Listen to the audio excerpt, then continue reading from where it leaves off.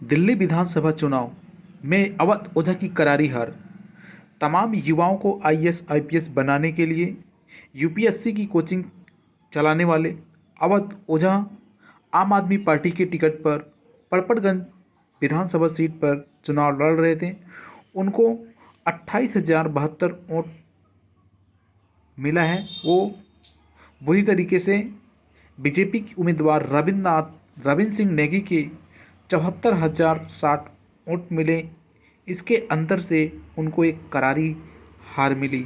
जो एक यूपीएससी का टीचर हुआ करता था और वो राजनीति में एंट्री किया और आम आदमी पार्टी से उनको पटपटगंज सीट से जो है टिकट मिला और उनके करियर का ये पहला चुनाव हार में तब्दील हुआ है।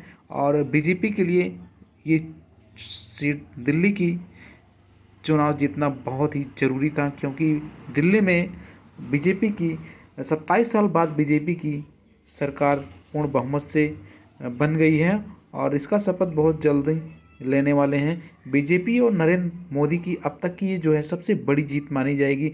दिल्ली में नरेंद्र मोदी की सरकार आने से यहाँ पे दिल्ली वालों को बहुत बड़ा जो है इसका बेनिफिट होने वाला है। तो आप सभी लोग कमेंट करके बताएं इसमें क्या कांग्रेस की भूमिका रही है आम आदमी पार्टी की चुनाव हारने से। अगर आम आदमी पार्टी अगर कांग्रेस के साथ में लड़ती तो क्या ये चुनाव को बहुत ही मतलब त्रिकोणीय मुकाबला की जगह ये दो कोणीय मुकाबला हो जाता।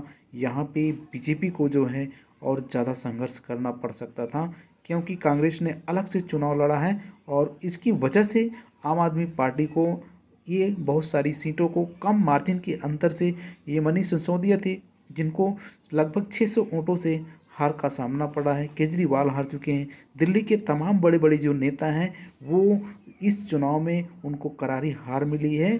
इसका सीधा सीधा अब जो युवाओं का जो एक बदलाव की ज़रूरत थी, उन्होंने इसे बदलाव करके अब बीजेपी के लिए सरकार की बनाने की इसका पूरा पूरा सहयोग किया है।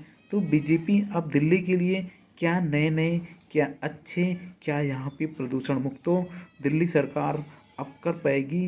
दिल्ली में बहुत सारे यहाँ पे दुर्घटनाएं होती हैं, प्रदूषण बहुत ज़्यादा होता है। तो इसके लिए बीजेपी सरकार एक अच्छा निर्णायक भूमिका निभा सकती है और दिल्ली वासियों के लिए बहुत बहुत सारी शुभकामनाएं और उनको एक नया सरकार बनाने का जो निमंत्रण बीजेपी को मिला है। आप सबको इसके लिए धन्यवाद।